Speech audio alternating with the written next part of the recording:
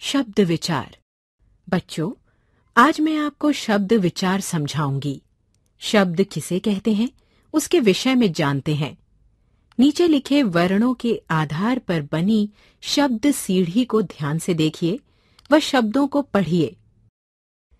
कौआ, आदमी, मीना, रथ, थर्मस, सफल, लहसुन, नगर, रहीम, महिमा, माखन, नकलची। तो बच्चों, आपने देखा और पढ़ा ये सभी शब्द कई वर्णों से मिलकर बने हैं और इनका कुछ न कुछ अर्थ निकल रहा है। इससे पता चलता है कि वर्णों का ऐसा समूह जिसका निश्चित अर्थ होता है वो शब्द कहलाता है। आप जानते हैं कि हम अपने भावों और विचारों को प्रकट करने के लिए शब्दों का प्रयोग करते हैं। जिस व्यक्ति को जितने अधिक शब्दों का ज्ञान होता है, उसे उस भाषा का अच्छा ज्ञाता माना जाता है। बच्चों, शब्द कई प्रकार के होते हैं। शब्दों के भेद इन आधार पर होते हैं। पहला, अर्थ के आधार पर। दूसरा, स्रोत के आधार पर। तीसरा, रचना के आधार पर। चौथा, प्रयोग के आधार पर। अर्थ के आधार पर शब्दों के भेद। आइए, अर्थ के आधार पर शब्दों के भेदों को जानते हैं। बच्चों, इन शब्दों को पढ़िए। पुस्तक मकल। इन शब्दों में पुस्तक शब्द का तो अर्थ है, परंतु मकल शब्द का कोई अर्थ नहीं निकलता। इस प्रकार अर्थ के आधार पर शब्दों के दो भेद होते हैं, सार्थक और निरर्थक। सार्थक शब्द, जिन शब्दों का कोई अर्थ होता है, उन्हें सार्थक शब्द कहते हैं, जैसे पुस्तक, कमल, सुराही आदि। निरर्थक शब्द, जिन शब्दों का कोई अर्थ नहीं होता, उन्हें निरर्थक शब्द कहते हैं, जैसे मकल, छमली, नगुश आदि। बच्चों, अर्थ के आधार पर सार्थक शब्दों के निम्नलिखित भेद होते हैं: पर्यायवाची, विलोम, अनेकार्थी, वाक्यांशों के लिए एक शब्द, एकार्थी और एकार्थक प्रतीत होने वाले शब्द।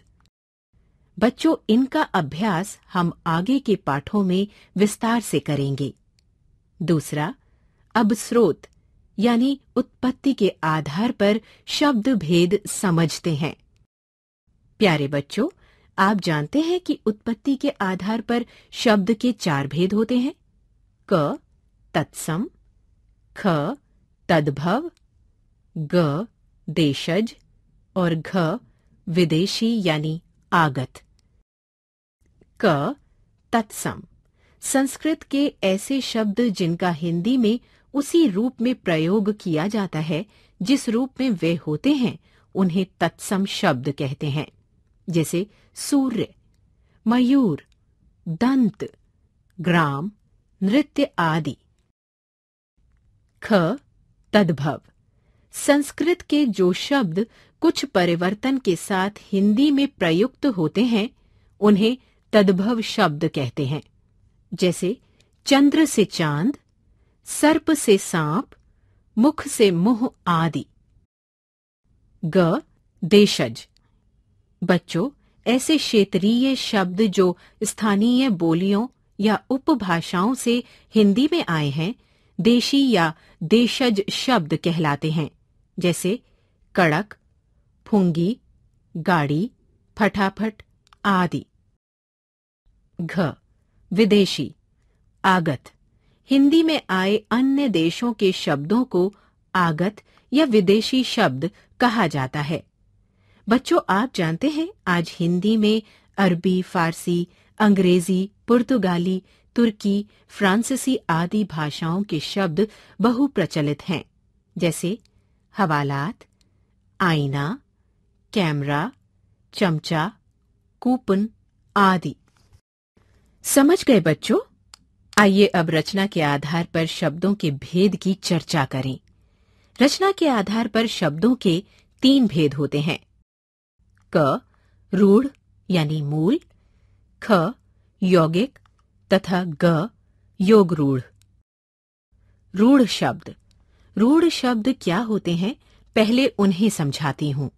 क रूढ़ शब्द जिन शब्दों के खंडों का कोई अर्थ नहीं होता और जो शब्द परंपरा से किसी विशेष अर्थ के लिए प्रयोग किए जाते हैं, रूढ़ शब्द कहलाते हैं। जैसे घर, नल, फल, माता आदि। बच्चों, यदि घर शब्द के टुकड़े करें, घ, र, इसका कोई अर्थ नहीं निकलता। ठीक है बच्चों? ख यौगिक शब्द ऐसे शब्द जो 2 या 2 से अधिक शब्दों के मेल से बने हों तथा उनके खंड करने पर उसके प्रत्येक खंड का अर्थ निकलता हो, वे यौगिक शब्द कहलाते हैं। जैसे यज्ञशाला, यज्ञ जमा शाला, यानी कि यज्ञ के लिए शाला। हिमालय, हिम जमा आलय, यानी कि हिम का आलय। समझ गए बच्चों? चलिए अब योग रूढ़ शब्दों को समझते हैं। योग रूढ़ ऐसे यौगिक शब्द जिनका प्रयोग किसी विशेष अर्थ में ही होता है, उन्हें योग रूढ़ शब्द कहते हैं। जैसे दशानन, लंबोदर, नीलकंठ आदि योग रूढ़ शब्द हैं। लंबोदर का अर्थ है लंबा है उदर, यानी पेट। बच्चों, प्रत्येक मोटे पेट वाले व्यक्ति को लंबोदर नहीं कहते। इसका प्रयोग केवल भगवान गणेश के लिए ही किया जाता है। आप सभी इन शब्दों को भली भांति समझ गए हैं। अब आप सबको बता दें, प्रयोग के आधार पर भी शब्दों के भेद होते हैं। प्रयोग के आधार पर शब्दों के 2 भेद होते हैं। क विकारी शब्द और ख अविकारी शब्द। क विकारी शब्द जिन शब्दों के रूप, लिंग, वचन और कारक के अनुसार बदल जाते हैं, वे विकारी शब्द कहलाते हैं।